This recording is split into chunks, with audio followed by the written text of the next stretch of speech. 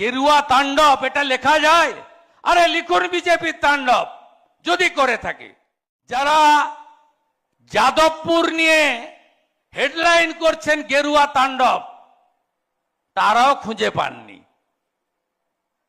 আপনি বলুন তো, গেরুয়া তাণ্ডব এটা লেখা যায়?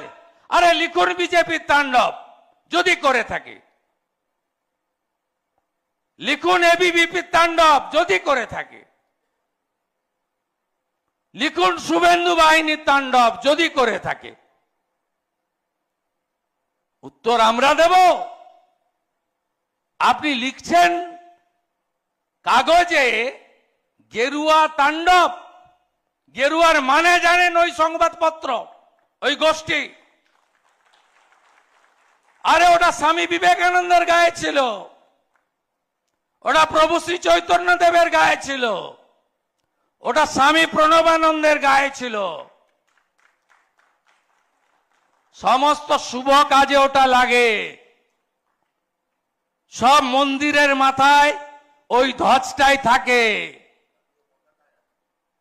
ওটাই আমাদের শৌর্য, ওটাই আমাদের গর্ব, ওটা ত্যাগ, কৃচ্ছ সাধন, সংযম ব্রতের প্রতীক।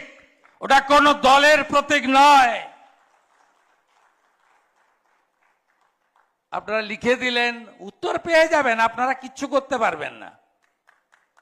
আপনারা নির্বাচনের আগে আপনাদের ভাড়া করা বিশ্লেষকরা বলেছিল, আরে বিজেপি ওটা তো হিন্দুদের পার্টি। পশ্চিমবঙ্গে হিন্দু আছে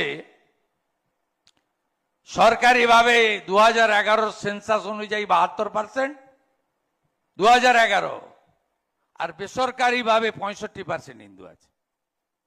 294টা আসন, 294-এর মধ্যে 150টা আসন হিন্দু ডমিনেটেড।